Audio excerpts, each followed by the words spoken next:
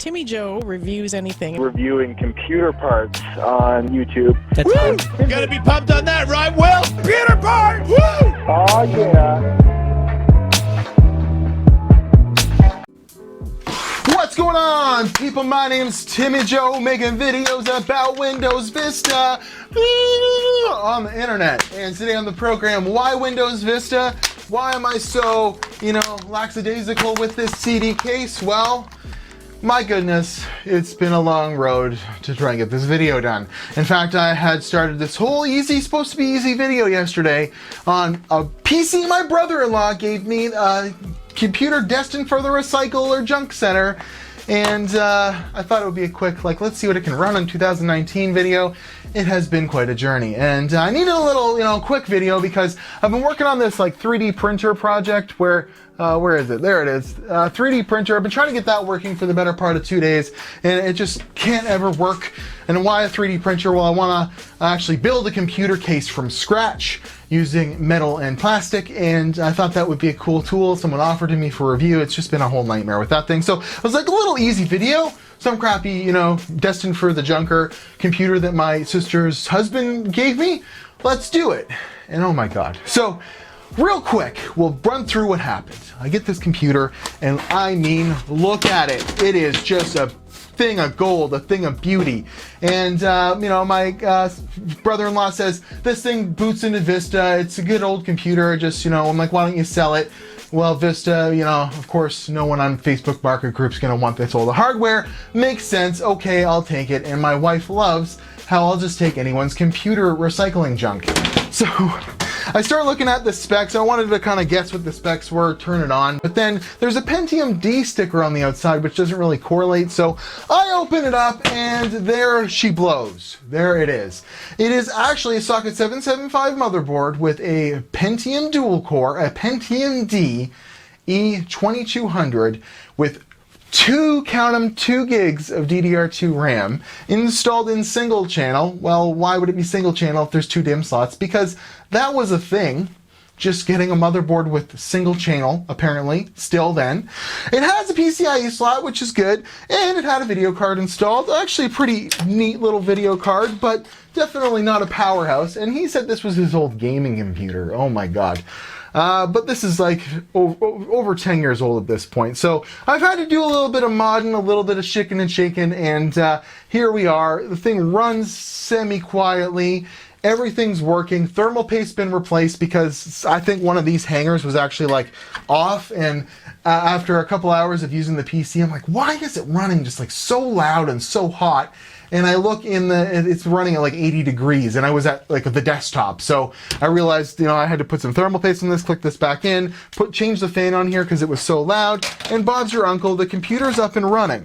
So what's with the Vista? What's with the software? Well, I thought maybe he left his old install on there, maybe just cleared his files off, but no, he's a kind of, paranoid guy for people stealing his information, rightfully so. So he did the things properly and formatted the motherfucker, loaded this CD, and never did a damn thing afterwards. Let's turn it on, and the button's missing, so you gotta there you go. It runs a lot quieter than it did. Oh, wow. But it's still not quiet by any means. So Windows Vista is installed on the hard drive. Let's go over here. And I thought, well, this will be a quick thing. I'll, put a couple games on it and away you go. But it's at the Windows activation screen, and it won't even let me get to the desktop. So I had to phone the Microsoft number to get the thing, to the point where I could even get to the desktop. And because I have a valid serial number, it's on the top of the machine.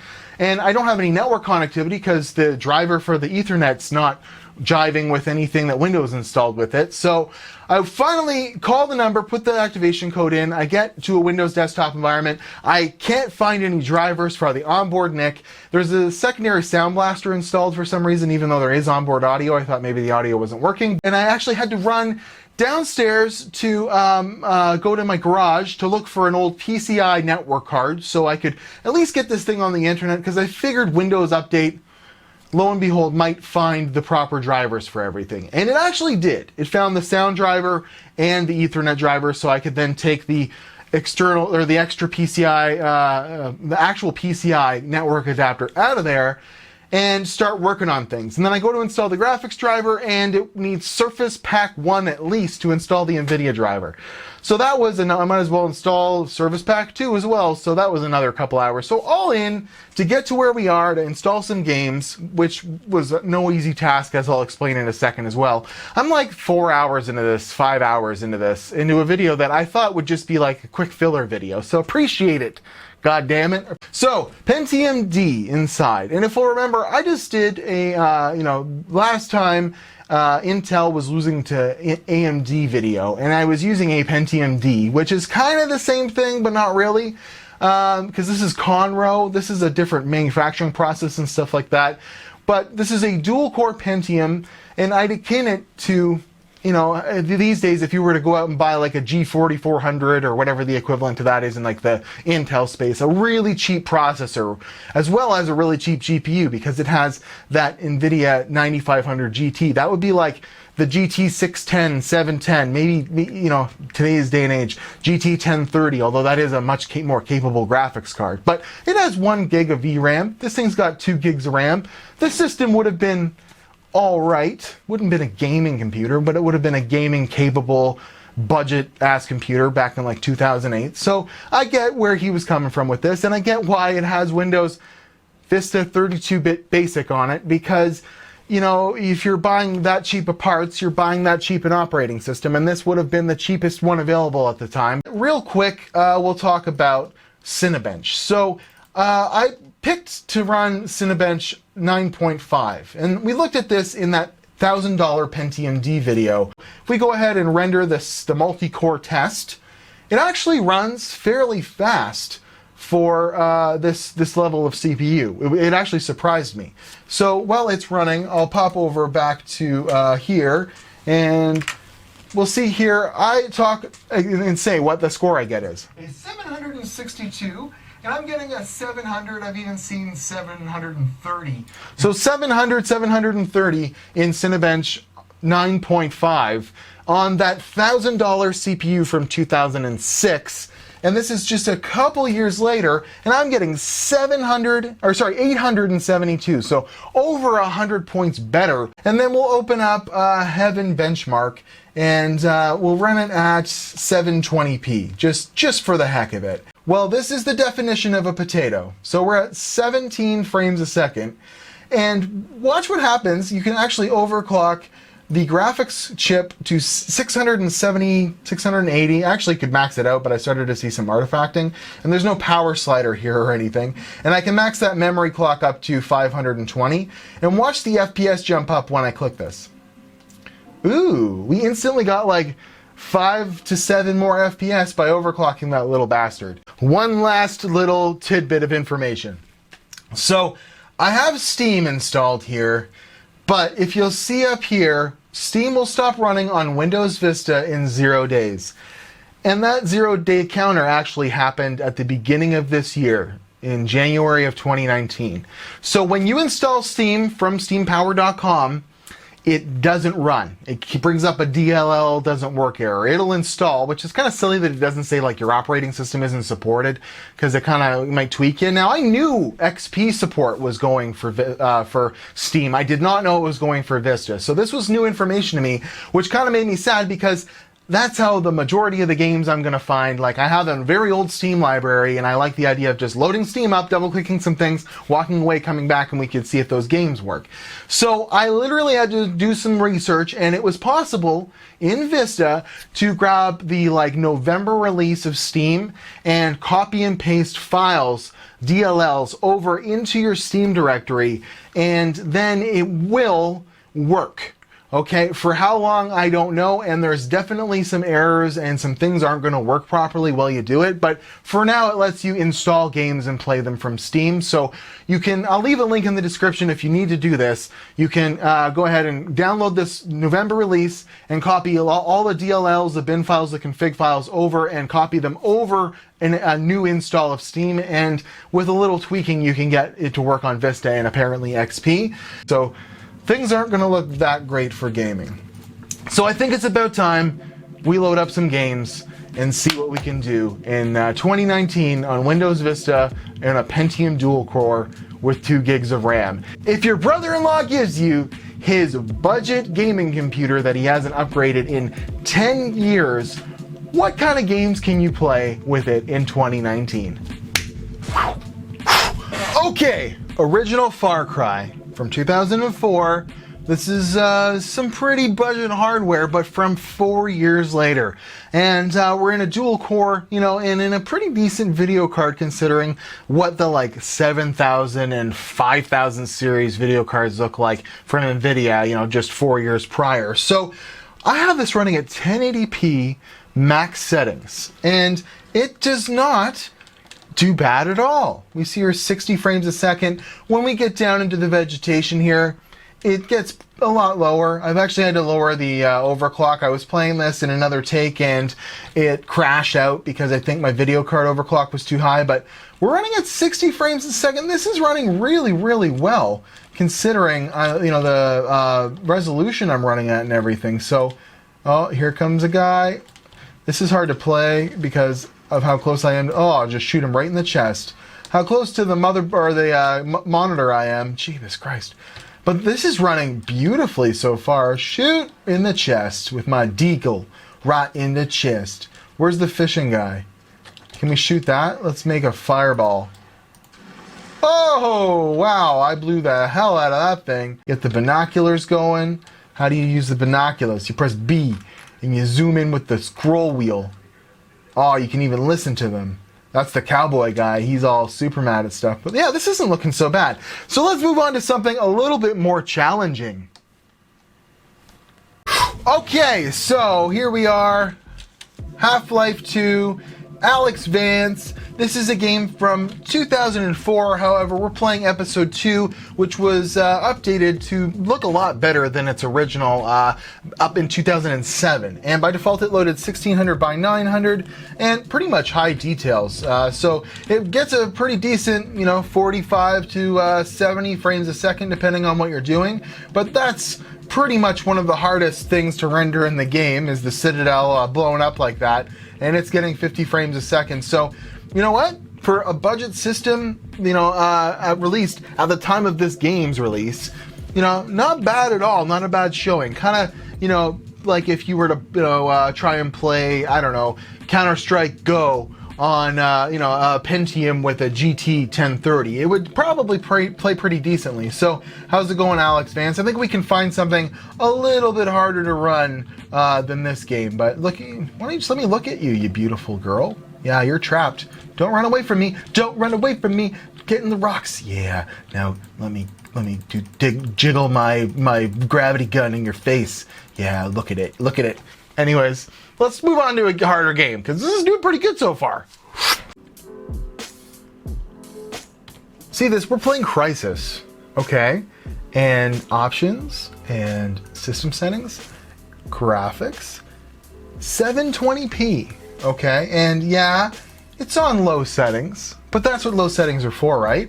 And we're getting 29 frames a second in a little cinematic right here.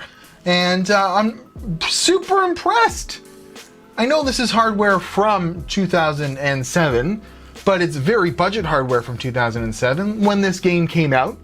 And it's doing very well. And I think the meme of Can It Run Crysis was mostly from the hardware being so bad before 2007 and the big leap in CPU and graphics hardware from like the Nvidia 7000 series up. Uh-oh. The blood. Ah, it's my friend. He's dead. All right, we're coming up on it here. The sun will rise and we'll see just how good the graphics fidelity is at 720p running low settings here in Crysis. And it looks pretty potatoey, but the 30 frames a second is encouraging. That means on this budget hardware from, you know, the time, you really could have bought a brand new budget system and played games like Crysis and stuff like that. So that's pretty cool. So, you know, let's see how, oh, I'm gonna run like crazy. Woo, yeah, this is running pretty good. Blow up some barrels, shoot the guys on the boat. So I'm impressed with how this is performing, considering like the low end nature of this hardware. But we have a few generations to go. So Crysis is one thing, but can it play Dirt 3? Let's go and see. Now we're into Dirt from 2011, Dirt 3, and running at 720p, medium settings, and when it first loaded in, it grabbed my default, it grabbed my desktop resolution of 1080p, and things were running really slow, but once I got some settings dialed in, check this out, it's actually completely playable. So this is not bad at all. I'm playing Dirt, and I mean, it doesn't look the greatest, but we're getting 30 frames a second. That's console-like experience at 720p. Like, this is running as good as it would, oh, a little bit of hiccup there, as good as it would on like an Xbox 360 at the time, at least. So you can't really complain too bad. This would have been a playable budget computer, even a couple years, 3 years later, for playing some high-end titles. This was a really good game at the time, I remember. It was really, really good. So I'm flabbergasted that it's playing this well. This is awesome. Seriously, it's giving me a lot of help with the keyboard controls here. Whoa! Ken Block, don't crash your car. I guess we need to move on to something a little bit more difficult, seeing as I can play Dirt from 2011 on this Pentium. Woo! Crash! Give me a good crash. Whoa! Yeah! Crash it up into the tree. 720p low settings, Pentium dual core from 2008 with a low-end budget 9500 GT graphics card with DDR2 memory, and we're running the Tomb Raider benchmark at 30 frames a second plus. I mean, it looks like utter crap, but I'm impressed. Laura's bum usually looks way better than that, but you know. It's 2019, so you're not allowed to say anything. But we're pretending like we're in 2013 when this game came out, and her bum usually looks better. Anyways, so, yes, not looking so hot, but I've actually went in and did a little bit of gameplay in this game as well. You could probably play it the way it is. So we haven't come across a game it won't play yet. I guess we got better move on to a newer game. Let's move on to the next game. Laura. Moving on to 2015, by no means a AAA title, Rocket League. And it looks like it's frozen. I don't think we're going to be able to play Rocket League. Okay, we're going to try this again, and we're not going to load onto an online game. I just did a local game. Let's see. Can we get Join Blue? Can we get the damn car to ride around? 40 frames a second, 720p. With bots even, so the computer's got to control some bots. Oh, wait, it's working.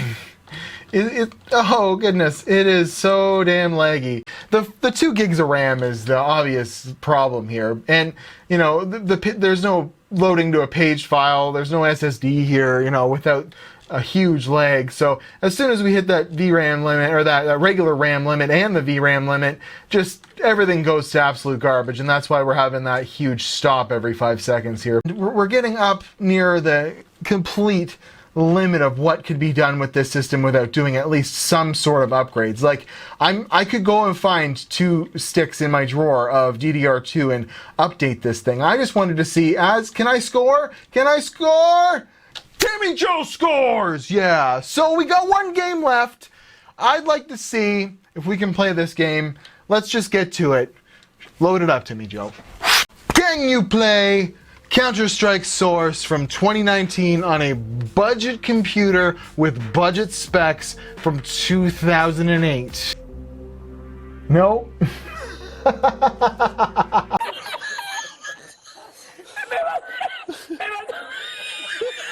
This is attempt number 3. Lowest settings, lowest resolution to load Counter-Strike Source. It's gonna crash. It already has. Yeah. Alright, so Windows Vista 32-bit, bane of my existence. Forget it. There we go. Budget computer, trash can computer as far as I'm concerned. It was fun to play around with. We had a grand old time with it, but I started working on this video yesterday at about 10 in the morning, and it's 2 o'clock the next day. I have at least 8 hours into trying to play, like, what, five video games on this thing? Maybe 6 or 7 if you count some that I just didn't film because they didn't work. So I'm absolutely done with this sticker-riddled POS computer budget. It's lived a long life. I'm sure my brother-in-law got a lot of use out of it. I bet he was playing video games on it until very recently when he had a kid and, you know, things change in your life, you know, gets to the point where maybe it's time to get a new budget computer once the kid grows up a little bit or whatever. But I'm on Watch Timmy Joe Instagram and Twitter. This Pentium dual core from 2008. This system that probably cost $350 to put together at the time. I mean, he skimped out on the power supply. Check this out here. If I bump the ISO up here. There we go. Can you see in there? He didn't even use the proper power supply. It's missing the 2 top pins on the 24 pin. It's just using the 20 pin. This A-open power supply actually got her done somehow for the last, you know, however many years without dying. But I'm at Watch Timmy Joe Instagram and Twitter, and I think it's about time to cut this video out and run the computer over with my truck.